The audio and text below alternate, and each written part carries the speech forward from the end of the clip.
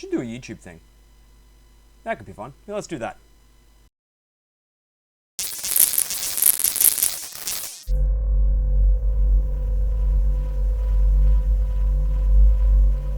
G'day Internet, and welcome to the first episode of Morgan Makes. I hope you're having a great day.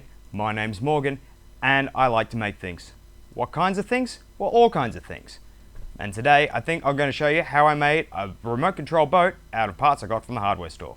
And so here we have the bucket boat. As you can see, it's a 20 litre bucket and a couple of pool noodles reinforced with some 20mm electrical conduit, all assembled by zip ties to give it flotation. Here we have about 5 or 6 meters of Cat 5e. That's going to be the control tether connected to the controller, which I wired together early. And here's the electronics, kept dry by a Tupperware container screwed to the top of the lid. Underneath we have a pair of sump pump motors that I picked up from the hardware store for about $30 each. Connected to some outlets on the side with some 25mm tubing. 20 meters of rope there just in case it decides to wash away in all the water we've got. Here's the power supply that I'm deciding to use for it. It's my old car charging pack that I picked up from the hardware store for about $90. It's got a USB out and 12 volt out on the sides. And here we are, just going to connect it up. It's got these alligator clips that plug into the back of the larger alligator clips on the side of the charging pack. And they just connect in there. Get in there. There you are. And I take the USB cable, plug the USB in, take that, plug the USB in. USB cable. So that gives power to the 5-volt MOSFETs that I've got controlling the thing. I had a little bit of issue with the original supplies I picked up from the hardware store. I accidentally broke one. So I had to come up with something else. I may release a later video detailing that if I can recover that footage. Playing around with the kill switch. There's a kill switch in there. Only a couple of bucks. There we are. You can see the red lights on the MOSFETs heating up when I turn that on. Yep. I wired the controller out of a remote control RC card that I got from the hardware store for like $15. And here we go. We got some flood water action down here at Old McGrath's Hill. This is the flood of March 2022. This isn't even the highest it got. A couple of days later it was a few meters above this. And here we go. The first launch of the boat. Let's see if it actually floats. Praying it doesn't tip at this point. Doesn't tip. Good sign. And there it goes, it's alive, moving under its own power. It's been a couple of weeks work on this, on and off, and I was actually kind of happy with the result. It doesn't move very fast, but it does turn. Actually, the major issue with it was the tether causing it to drift back towards the shore. Maybe I need a longer rope. But FYI kids, don't go playing around in floodwater, it's bad for your health. Who knows what the hell's in that. Because underneath all that is a bike park and a baseball oval. Somewhere.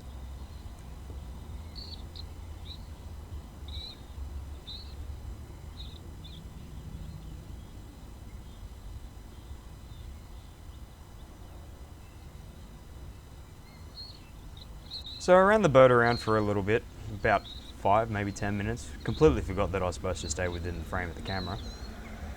Well, I'm still new at this, I'll learn. So you may have noticed that the boat doesn't move very quickly at all. I may have to come up with a different design for the impeller motors or something like that. I'll figure it out. I might actually even put a old school prop on it. Get a bit of a wake wash going up on that. Doesn't seem to be very powerful at the moment, so testing and tinkering. Here we are taking it out of the water for the first time. Clear the water out of the impellers, out of the conduit. Lucky it didn't get swept up in the stormwater. Not like there was much current here anyway, as you can see. Bit of a close-up shot of launching for the second time. Bottomed out there for a second, had to push it out a little bit further. This is a better example of it moving under its own power though. Oh, get off there. There you are. And away it goes.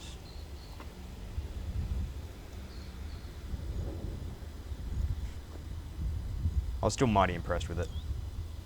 So these floods are starting to become a yearly event by the looks of it.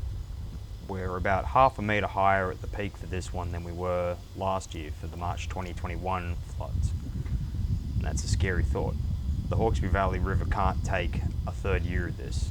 We've already lost too many trees along the banks, just near Windsor there, and we can actively see the land sliding into the river. It's kind of depressing actually. So you may have noticed by now that it's got a small GoPro attached to the top of the bucket.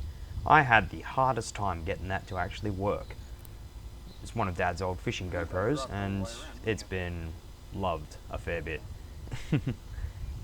Yeah, anyway, had some issues with that, but we are getting up to the GoPro footage, I swear. Oh, and the boat's left the frame again. Oh, maybe now's a good time to give some word into about the electronics that I've got inside it. So, initially, I just had a pair of cheap relays that I picked up from a hardware store that were going to switch the two impeller motors on and off so I could turn left and right and power forward.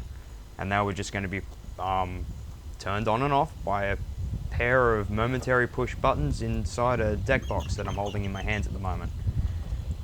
However, one of the relays died on me. It burnt out something, it seized, it was getting power but it just wouldn't work for me. So I had a couple of MOSFETs that I picked up from eBay lying around and, you know, I was like, oh, they could work. So I plugged them in, but then I needed a potentiometer, and one of the potentiometers that I had that would fit wouldn't work either. So I was like, oh my God, what am I gonna do? And then I had the inspiration to go harvest an RC car from a hardware store for the potentiometers out of the controller. A little bit of soldering later, and Bob's your uncle. This is where we're at now. And look at it go. Such a majestic beast sailing out of frame like that. Ah, a solid half knot an hour.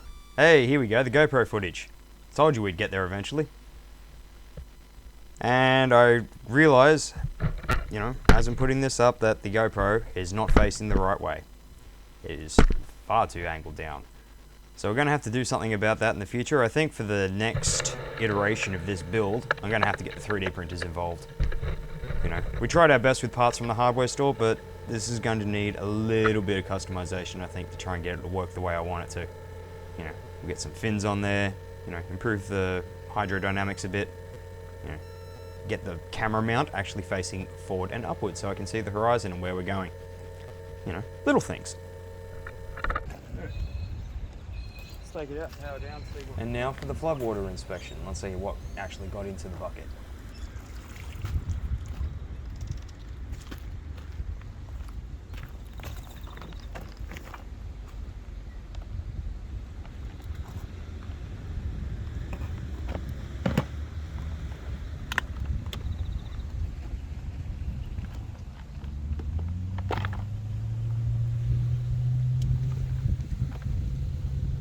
Okay. Well, it looks like we only got a little bit of floodwater in there, which is good. I might actually have to put the GoPro inside the bucket next time to see what's going on in there. But I think that's a rather successful first test. Here at the Western Sydney floods. Thank you so much for sticking with me to the end of my first video. I hope you enjoyed it. If you could do us a favour, like the video and subscribe to my channel, it would really help out around here. I hope you all have a great day. I'm Morgan and this has been Morgan Makes. I'll see you all next time. Take it easy.